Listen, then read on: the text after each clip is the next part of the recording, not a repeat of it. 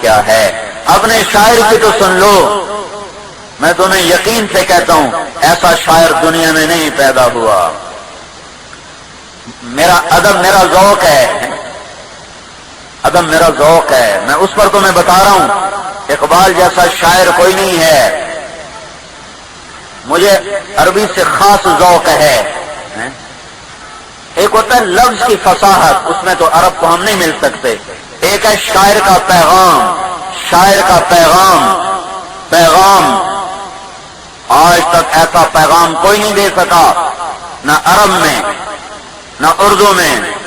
فارسی کا میرا اتنا مطالعہ نہیں ہے، لیکن جتنا کچھ میں نے فارسی میں سے پڑھا ہے، نہ فارسی میں نہ اردو میں نہ عربی میں ایسا فصاحت میں عرب کا کوئی جوڑ نہیں ہے۔ کفا نبک من ذکرى حبیب ومنزلی بسقط اللواء بین الدخول فحوملی فصودع فالمقرات لم يعفر اسمها لما نسجتها من جنوب وشمألی ترى بار الارعام في عرصاتها وقيعانها كأنه حب فلفل كأني غداة البين يوم تحمل لدى سمرات الحي ناقف حنظلي وقوفا بها صحبي علي مطيهم يقولون لا تهلك أسا وتجملي وإن شقاهي عبرة مهراقة فهل عند رسم دارس من معولي ففاضت دموع العين مني سبابة على النحر حتى بل الدمع محملي۔ تمہیں نہیں سمجھ آئی نا؟ شخص تو ضرور آئی ہوگا کہ پتہ نہیں کیا جانا ہے مولوی صاحب۔ عرب کی فصاحت کو کوئی نہیں پہنچا، لیکن تمہیں بتاؤں یہ سب بکواس ہے جو میں نے پڑھا، اے سب بکواس۔ اقبال پیغام دیتا ہے۔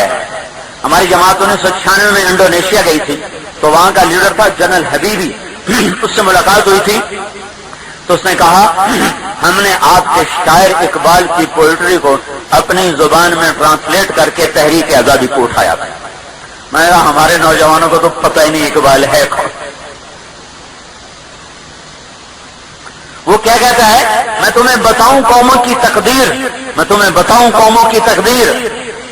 کہاں لکھا ہے موسیقی حرام ہے؟ ایک دفعہ شریعت کو چھوڑ دو، صرف تاریخ کے آئینے میں جھانکو، صرف تاریخ کے دھندلوں میں دیکھو، ورق ورق دیکھو، کھنگالو۔ میں ہزاروں ورق پڑھنے کے بعد بتا رہا ہوں، ایسے نہیں بتا رہا ہوں، اندھا ہو کے نہیں بتا رہا ہوں۔ اقبال کی سنو، اس نے ہزاروں برس کی تاریخ کو ایک مصرے میں بیان کیا ہے۔ تمہیں میں بتاؤں قوموں کا عروج و زوال، اس کی داستان کیا ہے؟ شمشیر و ثنا اول، طاؤس و رباب آخر۔ جب قوموں کے جھنڈے لہراتے ہیں تو ان کا نغمہ تلوار کی جھنکار ہوتی ہے اور تیر کی سنسناہٹ ہوتی ہے اور نیزے کی کھڑکھڑاہٹ ہوتی ہے، اور جب وہ بدبخت ہوتے ہیں اور زوال کے اندھیروں میں گم ہونے پر آتے ہیں اور ذلت اور پستی ان کے گلے کا توق بنتی ہے، تو پھر تان سین ان کا سرمایہ بن جاتے ہیں، پھر گلوکار ان کا سرمایہ بن جاتے ہیں، طاؤس اور رباب آخر، پھر ان کے سر دھنے جاتے ہیں، پاؤں تھرکتے ہیں، گھنگروں کی چھن چھن اور پائل کی چھنکار ان کے اخلاق کی دنیا کو چھید کر دیتی ہے، چھلنی کر دیتی ہے۔ میں درد سے یہ باتیں کہہ رہا ہوں، میں ان وادیوں سے گزر کے آیا ہوں، میں خود بڑا گلوکار تھا گورنمنٹ کالج لاہور کا، میں ایسے نہیں بول رہا ہوں، اندھا ہو کے نہیں بول رہا ہوں۔ مجھے ان غلاظتوں کا پتہ ہے، میں نے ان گٹروں کا پانی پیا ہوا ہے۔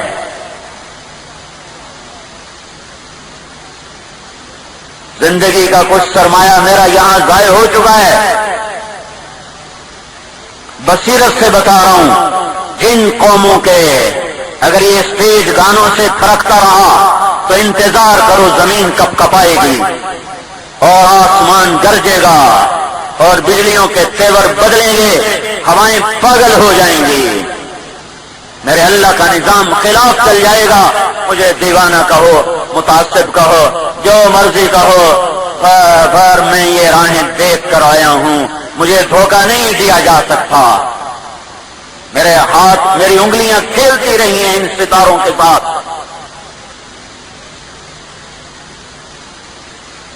قوموں کی ہلاکت ہے جب بیٹیوں کے پاؤں میں گھنگرو آ جاتے ہیں اور جوانوں کے ہاتھ میں گٹار آ جاتے ہیں اور سننے والے نوجوان ہوں، آئے